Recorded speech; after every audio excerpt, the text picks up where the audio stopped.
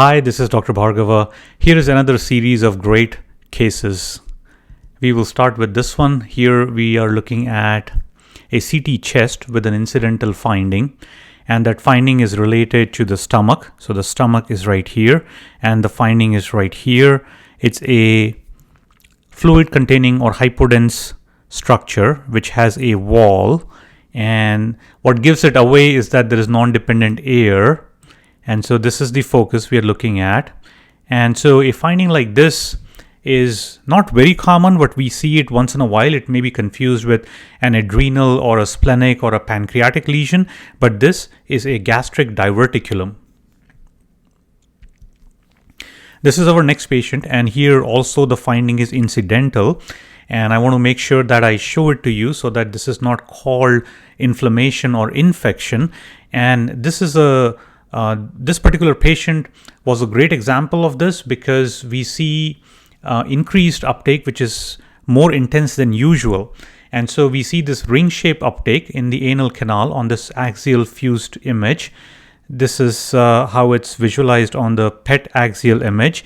And if you pay attention to this coronal image, this uptake is in the anal sphincter. And so anal sphincter is composed of muscle. That muscle has a tone, and on FDG PET CT imaging,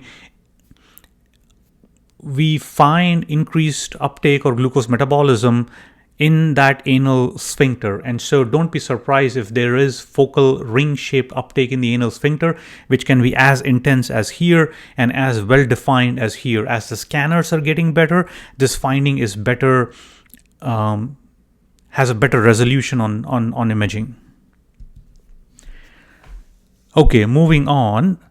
Here we have a patient who has undergone CT of the abdomen and pelvis, and the finding is partially in the field of view. I say that because look at this area. We are beyond the thighs into the proximal femurs, and we still see stuff from the pelvis. So they have pelvic floor descent, and I wish that this finding was completely covered in the field of view. Look at the sagittal. So we usually draw a line from the inferior aspect of the pubic symphysis to the coccyx. It's called the pubococcygeal line, and anything that goes inferior to that is abnormal. So you may see rectum going down. That would mean the patient has a rectocele. You may feel urinary bladder go down or see urinary bladder go down. That would be cystocele. And here we see a large amount of fat extending inferior to this line, and the urinary bladder, the urethra, and the ureters, they're all stretched, and we don't see beyond this part, but this is where there are some loops of bowel, as we can see here, part of the urinary bladder that we can see here.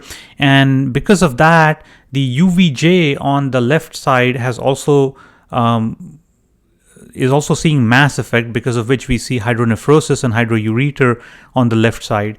And so this is a herniation and from pelvic floor descent, and it has taken urinary bladder with it, and along with that the UVJ, and there is obstruction now leading to hydronephrosis.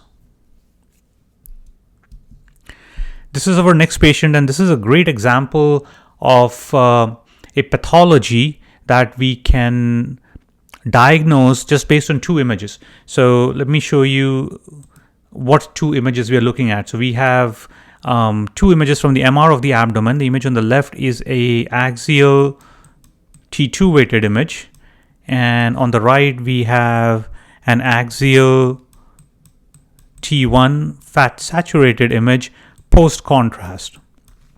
Right, we see contrast here in the kidneys and in the aorta. And you would notice that in the region of the pancreas, we see this large collection with no enhancement inside.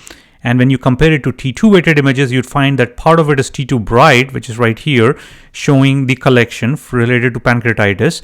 But we see some T2 signal in the pancreatic parenchyma also.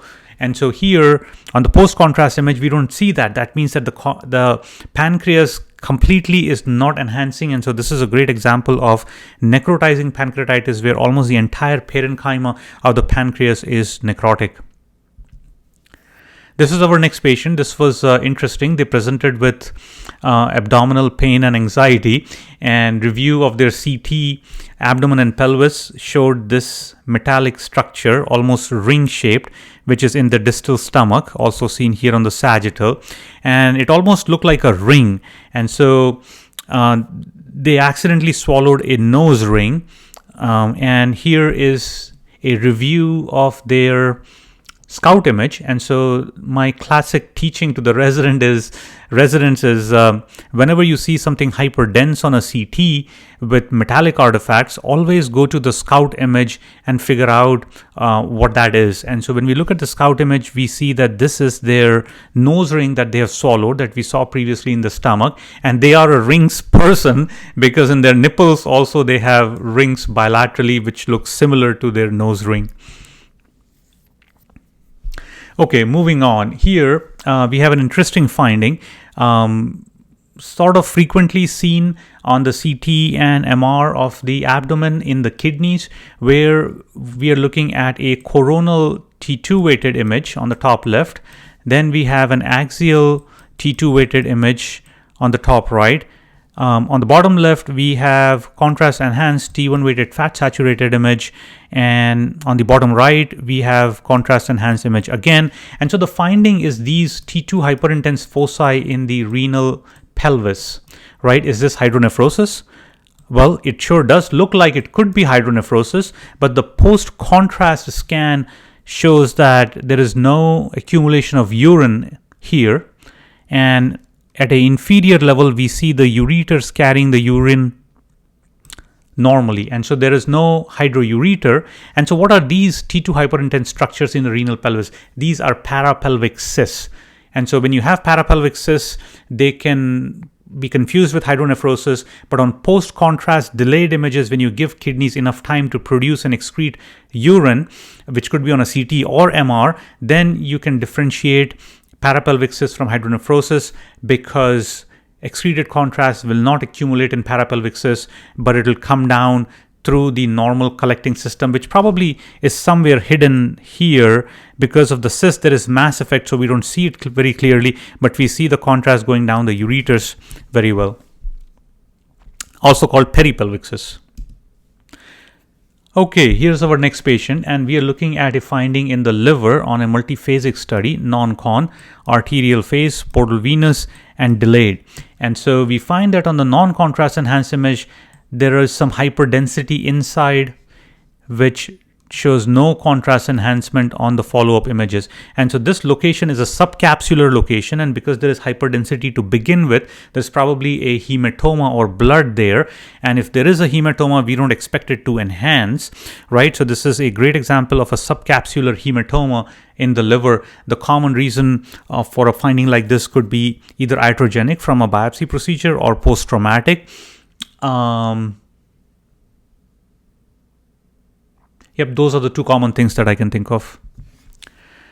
Okay, so moving on to our next patient. Here we are looking at a FDG PET-CT scan images, and this is a female patient with cervical cancer. And on this rotating image, we find that there are multiple foci of increased uptake here in the pelvis, and then they have this right-sided percutaneous nephrostomy catheter carrying the urine. And so when we look at the fused images and compare them to the axial T2 weighted corresponding MR image, we find that there is this large spiculated mass arising from the cervix, and this mass is intensely hypermetabolic on PET, and they have metastatic disease. All of these foci of increased uptake are in the lymph nodes, in the pelvis. The interesting finding here is that they have this nodule at the level of the umbilicus. So there is this soft tissue density on the CT that is focally hypermetabolic. And this finding is called Sister Mary Joseph nodule. This is the only finding in medicine that is named after a nurse and not a physician.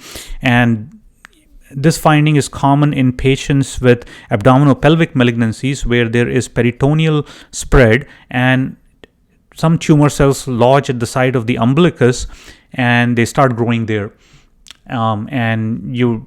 These patients would clinically present with a hard mass at the level of the umbilicus, and that's how Sister Mary Joseph found these patients or caught her attention, I guess. And so these are cancer patients. They have cancer of the abdomen and pelvis, and it has spread to the peritoneal cavity, and a nodule grows at the level of the umbilicus. All right, single image from a hysterosalpingogram. So we see this catheter that is going through the vagina, and we have inflated a balloon inside the uterus, and we have injected contrast. So on the left side, we see the contrast is dissipating into the intraperitoneal compartment, and that's a normal finding. On the right side, we find that the fallopian tube is dilated and tortuous, right? And so this is hydrosalpinx and its appearance on a hysterosalpingogram. Okay, here's our next patient, and we have performed a MR of the pelvis. So on the top, we have small field of view T2 weighted images in all three different planes, sagittal, axial, and coronal. The finding is in the uterus because here we see the uterus on the sagittal, and this finding is T2 bright, like we see here, and here, and here. It is displacing the endometrium to one side. And on post-contrast images, we find that it has a bright T1 border and internal T1 hypointensity, and it does not show any signal drop on fat-saturated images, and does not show any contrast enhancement post-contrast, and there may be some restricted diffusion peripherally in this lesion. And so this is a fibroid that has undergone hemorrhagic degeneration, also called Carneous degeneration, and its characteristic appearance on pelvic MR. So it's also called red or Carneous degeneration, and it's from hemorrhagic infarction of a leiomyoma. Remember, leiomyomas are typically T2 dark, and that's characteristic of leiomyomas. The other pathology that is T2 dark in female pelvis is an ovarian fibroma. And so in fibroids, there can be several kinds of degeneration. One of them is this, where there is hemorrhage, and for that reason you would see bright T1 signal and there will be no enhancement. This is our next patient. We performed a CT-PE protocol, and we are seeing an artifact from heart failure. And so let's talk about the signs of heart failure first. They have interlobular septal thickening that we see in both lungs. They have small bilateral pleural effusions. They have left ventricular hypertrophy, which is not very clearly visualized here. And they presented with PE-like symptoms. And so we performed a CT-PE protocol frequently. This is the situation where they have heart failure and they present with PE-like symptoms, and the scan is negative for PE, but we see signs of congestive cardiac failure. We also see reflux of contrast into the IVC that also suggests or goes along with heart failure. And so the finding here is that there is a disconnect between the heart failure, heart pumping the blood slowly, and the image acquisition timing. And so at this time when we acquired the images, we see this mixing artifact or flow artifact in the pulmonary artery branches, also seen right here and right here. And so if we waited a little bit longer, the contrast would have gone and opacified the distal pulmonary artery branches. But because of their heart failure, the timing is off. And because of that reason, if we don't recognize this as a mixing artifact, then we may call this as false. We may call this falsely as positive for acute pulmonary embolism.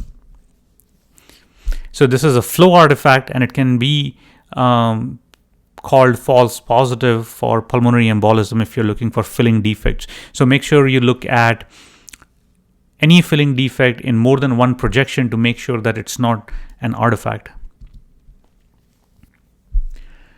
Okay, so here we have multiple images from the CT of the abdomen and pelvis. And on the SCOUT image on the left, I'm trying to show you that they've had prior sternotomy and they have a left ventricular assist device in place. And so with this device, there is a catheter that runs through the subcutaneous space. It's a tunneled catheter, and it's called a driveline catheter. And that's what I'm trying to highlight here.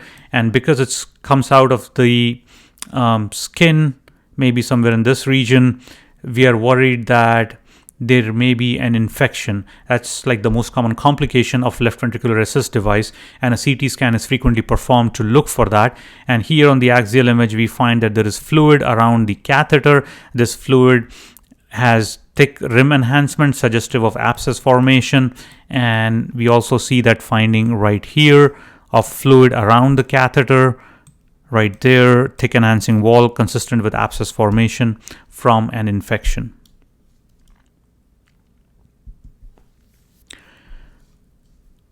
Okay, so this is our next patient, and we're looking at a couple of images, one in frontal projection, one in lateral projection from a PSMA PET CT. This is PSMA because we see the lacrimal glands, we see the salivary glands, right? So lacrimals are characteristic for PSMA. Submandibular glands, we see uptake in the liver, excretion from the kidneys into the urinary bladder. We see behind the bladder the prostate with primary prostate cancer. We see metastatic disease from the prostate cancer. And the interesting finding is that we see physiologic uptake in the sympathetic ganglia. You see here in the cervical region, bilaterally, we see cervical ganglia uptake. And also in the lumbosacral region, we see uptake in the ganglia. And so this would be metastatic, this would be metastatic, this would be metastatic disease as well. And so uptake in the sympathetic ganglia can be seen with PSMA PET CT, and it's important to recognize that while reading these scans. Here are cross-sectional images from the same patient: primary prostate cancer, mets in the bone, metastatic bilateral pelvic wall lymph nodes, and then sympathetic ganglia uptake. And also this is a ganglia in the upper abdomen.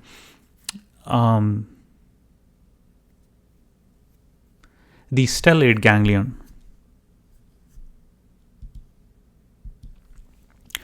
Here's our next patient. We performed a CT of the abdomen and pelvis, and they have this large inguinal hernia. And whenever there is a hernia, it's important to evaluate the contents of the hernia. And here we find that there is colon, and this colon shows thick enhancing walls, also seen right here. Right, and also they have a lot of small bowel loops, better seen here. And along with the bowel loops, we see mesentery, fat standing in the mesentery, small lymph nodes. And so this is an example of an acute finding that can be seen inside a hernia of colitis.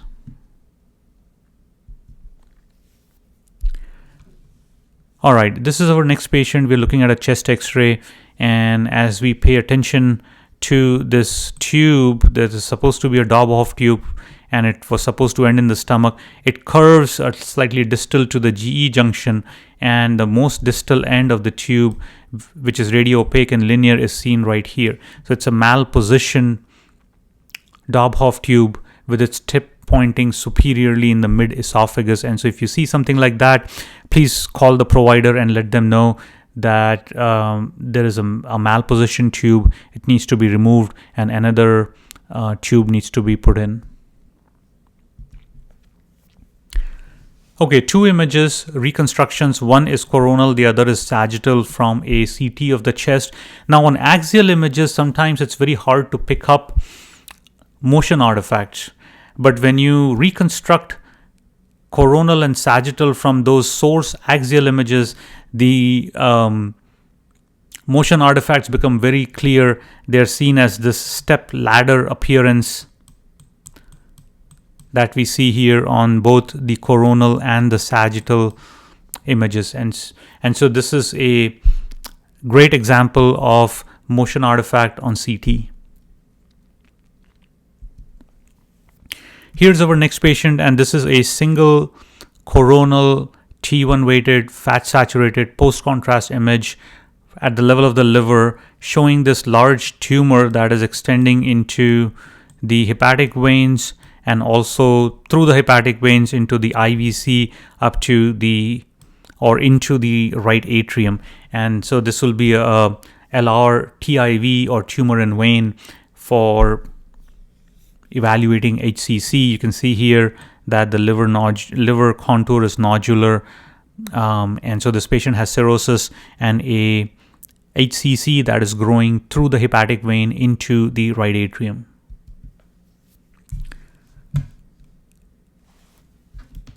This is our next patient. We performed a gallium-68 DORATATE PET-CT in this patient, and the findings are very interesting. So here's the rotating image which shows physiologic distribution, and pituitary is characteristic for DORATATE PET. We see uptake which is focal in the thyroid on both sides, abnormal. We see large nodules with intense uptake in the adrenals, that is abnormal. And so let's take a look at these findings. So the uptake in the right lobe of thyroid is seen here, left is seen right there. CT is not very helpful. Maybe there is a nodule there that we don't see very well because we see some hyperdensity in the posterior aspect of the right lobe of thyroid. There is a mass in the left adrenal, and there is a mass or nodule in the right adrenal, which show intense uptake. And so this patient has multiple malignancies. They have bilateral pheochromocytomas, they have bilateral medullary thyroid cancers, and so their diagnosis is MEN type 2B or multiple endocrine neoplasia type 2B. Here on this slide, I'm showing you more images from their diagnostic CTs. This is a nodule in the left lobe of thyroid. Here's a nodule in the right lobe of thyroid that showed increased focal uptake of gallium-68 DORATATE. This is a nodule in the left adrenal. Here is a nodule in the right adrenal that also showed increased uptake on DORATATE PET-CT. And so they have bilateral pheochromocytomas and bilateral medullary thyroid cancers. All right, anterior and posterior whole body images from a I-131 scan post-therapy, as it says here. And so whenever we do remnant ablation post total thyroidectomy in thyroid cancer patients, we want to give them radioactive iodine to ablate the residual thyroid tissue and to treat any metastatic disease if there are any. And so this patient does not have any metastatic disease. Maybe they have some residual thyroid tissue in the neck that was seen post-therapy. But what we also see post-therapy is that uptake in the hairs on both sides and uptake in the soles of the feet and into the shoes and socks on both sides. And so this can happen also in the palms. This is happening because the patient is sweating a lot, and we know that I-131 can be secreted in sweat. And so when we have a person who's sweating a lot in their scalp, in their palms of the hands and the soles of the feet, we can see this appearance. And so this is an artifact from hyperhidrosis seen on I-131 post-therapy scan after remnant ablation. Okay, so another interesting case where we were reading an ultrasound of the carotid arteries, and here on the two images on the top, we have the right vertebral artery being interrogated. It shows antegrade flow. The velocity is normal. And on the other side, the left vertebral artery shows retrograde flow. Right? Whenever there is retrograde flow in a vertebral artery, we worry about subclavian steal syndrome. And the image on the bottom is a CT image from the CT of the chest showing the large vessels, the branches of the aortic arch, and we find that brachiocephalic, left common carotid are patent, but the left subclavian is occluded. And so because the left subclavian is occluded, there is a retrograde flow in the vertebral artery to supply the left upper extremity. And so this is called subclavian steal, and we are looking at classic imaging findings of reverse flow in the left vertebral artery and occlusion of the left subclavian artery. Thank you for watching.